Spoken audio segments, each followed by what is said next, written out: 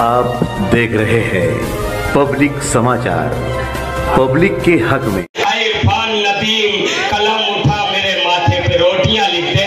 भरपूर तालियों में मोहतरमा इकरा हसन साहब।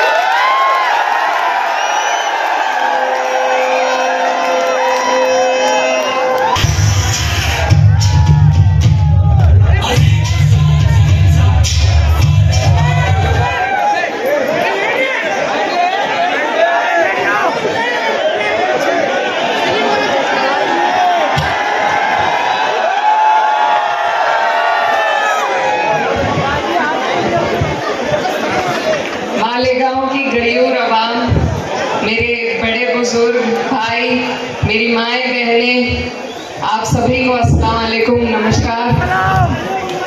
सबसे पहले मैं दिल की गहराइयों से आपका धन्यवाद देना चाहती हूँ कि आपने इतना खूबसूरत जलसा, यहाँ पर आप लोगों ने इस खूबसूरत जलसे का आयोजन किया और हमारे साथ में चलकर आए हमारे सरपरस्त, हमारे नेता, आजमगढ़ से सांसद आदरणीय धर्मेंद्र यादव जी,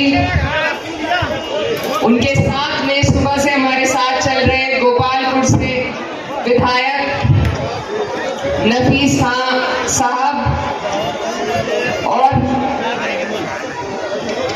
समाजवादी पार्टी के सभी मजबूत कार्यकर्ता और नेतागण जो मंच पर उपस्थित हैं, मैं आप सभी का भी दिल की गहराइयों से धन्यवाद देना चाहती हूँ। ये और सबसे ज्यादा जो निजामत कर रहे हैं रईस सितारा साहब, जिन्होंने इस पूरी महफिल में तब से 4 चांद लगा रखे हैं, आपका भी मैं धन्यवाद देना चाहती हूँ। मेरी बहन, मेरी बड़ी बहन शाने हिंद निहाल, जो यहाँ से चुनाव लड़ रही है, बहुत हिम्मत वाली है और उनके लिए एक शेर मैं आपके सामने पढ़ना चाहती हूँ कि हुजूम देख के रास्ता नहीं बदलते हम, हुजूम देख के रास्ता नहीं बदलते हम, किसी के डर से तकाजा नहीं बदलते हम, हजार ज़ेरे कदम हो रास्ता खारों का, हजार ज़ेरे कदम हो रास्ता खारों का, जो चल पड़े तो इरादा नहीं बदलते हम।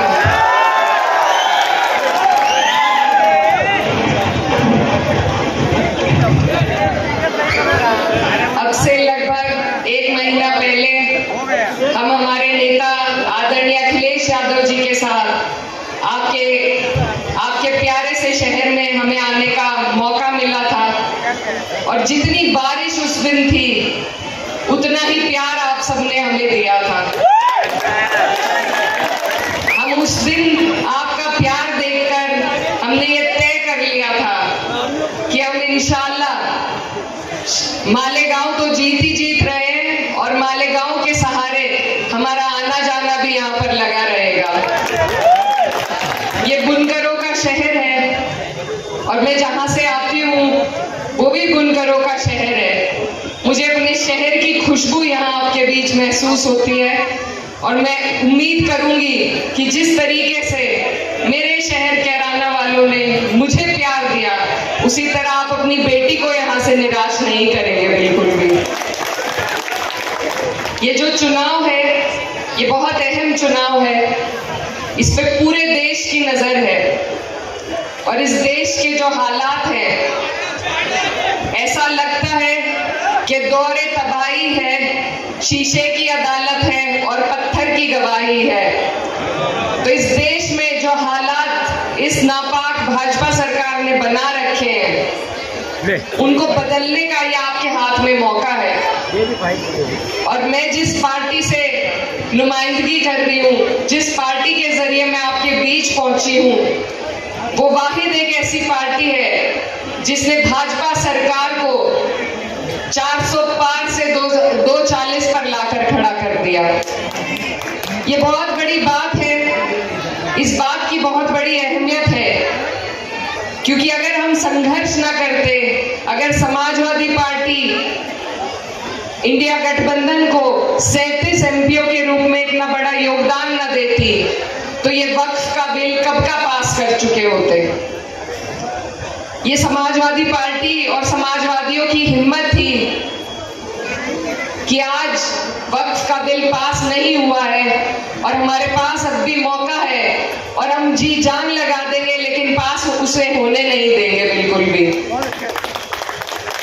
तो ऐसी पार्टी जो हमेशा से गरीबों की, मजलूमों की, किसानों की, महिलाओं की, पिछड़ों की, मुसलमानों की बात करती हो, आज आपको मालेगांव वालों को ये मौका मिला है, बहुत खूबसूरत मौका, क्योंकि बहुत शानदार कैंडिडेट हमारी पार्टी ने यहाँ पर उतारा है। अगर आज भी चूक हो गई तो ऐसे पढ़े लिखे हिम्मत वाले लोग सियासत में आना छोड़ देंगे।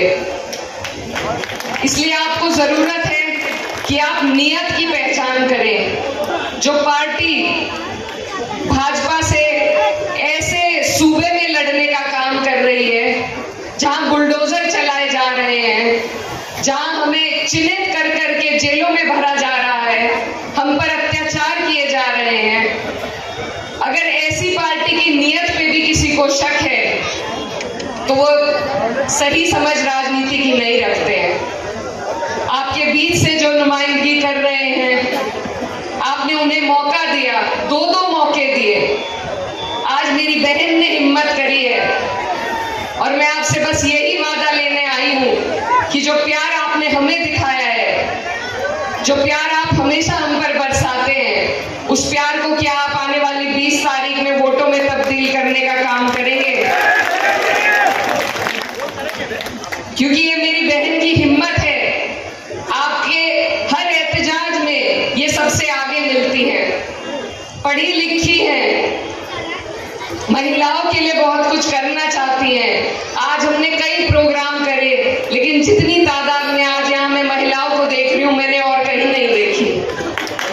और मैं ये भी कहना चाहती हूँ, हमारे यहाँ उत्तर प्रदेश में 9 सीटों पर चुनाव चल रहा है। हमारे नेता आदरणीय अखिलेश यादव जी ने 9 में से 5 सीटों पर महिलाओं को टिकट दिया है। हम जितनी सीटों में महाराष्ट्र में लड़ रहे हैं, ये सीट मेरे सबसे अजीज है, क्योंकि सिर्फ इसी सीट पे एक महिला चुनाव लड़ रही है हमारी पार्टी से। तो आपके पास मौका है, आप मुझे जितना प्यार देते हैं, आपको आज अपनी बेटी को यहाँ से जिताने का, अपने लिए खड़ा करने का मौका आपको अल्लाह ने दिया है। तो मुझे उम्मीद है कि आप मेरी बहन को यहाँ से बिल्कुल निराश नहीं करेंगे। ये चुनाव एक ऐसी बेईमान सरकार के खिलाफ हम लड़ रहे हैं, जिन्होंने जोड़ तोड़ करके, खरीद फरोख्त करके पहले सरकार बना ली थी। आज हम इंडिया अलायंस का हिस्सा हैं और यकीन के साथ मैं ये कह सकती हूँ, जो और प्रत्याशी लड़ रहे हैं शायद वो ये बात ना कह पाए कि जब मेरी बहन यहाँ से जीतेगी इंशाअल्लाह, तो हम महाविकास अघाड़ी की सरकार बनाने में उनका पूरा पूरा सहयोग करेंगे और भाजपा को सरकार बनाने से रोकेंगे। तो आपको जरूरत है कि आप नियत पहचाने। आपने बहुत मौके दिए औरों को, इस बार मैं आपसे गुजारिश करने आई हूँ, अपनी बहन के लिए आपसे भीख मांगने आई हूँ कि आप लोग उसका साथ दें, उसकी हिम्मत बढ़ाएं, उसकी हौसला अफजाई करें, क्योंकि जिनकी वो बेटी है उनकी खिदमतें भी आपके बीच में है। अपने पिता की विरासत को आगे बढ़ाने की वो हिम्मत दिखा रही है। तो इसमें मेरी आप सबसे यही गुजारिश है कि इस हिम्मत में उनका साथ दें, उनके साथ कंधे से कंधा मिलाकर आप लोग खड़े रहें, क्योंकि जो आपके मुद्दे सबसे अच्छी तरीके से कोई समझ सकता है तो वो आपकी बहन है। और अगर ये एक बार का मौका है, हम सिर्फ एक बार का मौका मांग रहे हैं। अगर 5 साल इन्होंने आपके हिसाब से काम नहीं किया तो आपको दोबारा मौका मिलेगा, आप दोबारा बदल लीजिएगा। लेकिन इस बार जो प्यार हमें दिख रहा है, मैं नहीं समझती कि ये झूठ हो सकता है। तो इसलिए आप सबसे मेरी गुजारिश है, मुझे ये भी मालूम पड़ा कि हम मुफ्ती साहब के घर के बहुत पास हैं और उनकी तबीयत खराब है, तो मैं उनके लिए भी ऊपर वाले से दुआ करती हूँ कि अल्लाह ने उन्हें शिफा दे, उन्हें सेहतयाब करे।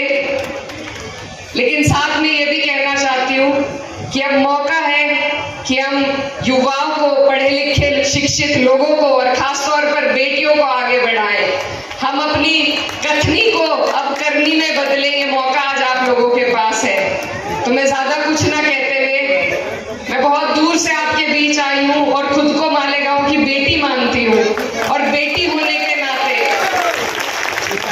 और यहाँ पर सबसे ज्यादा उत्तर प्रदेश के लोग हैं, अलग अलग जिलों से हमारे उत्तर प्रदेश के लोग यहाँ पर रहते हैं। तो अगर समाजवादियों का हक आप पे नहीं होगा तो किस पे होगा? तो हम बड़े हक के साथ आपसे ये बात मैं कहने आई हूँ। मैं आपकी बेटी हूँ और मैं आपकी दूसरी बेटी के लिए आपके वोट की गुहार लगाने आपके बीच में आई हूँ। मेरी बहन शाने हिंद को आप इतनी हिम्मत दें, इतना हौसला उनका बढ़ाएं कि मालेगांव वालों को दोबारा इकरा को बुलाने की जरूरत ना पड़े, उनकी बेटी उनके लिए वो काम करे। और खास तौर पर मैं अपनी महिलाओं को, जो मेरी माएँ बहनें यहाँ बैठी हुई हैं, उन्हें कहना चाहती हूँ कि आपकी बेटी आपकी बीच की है।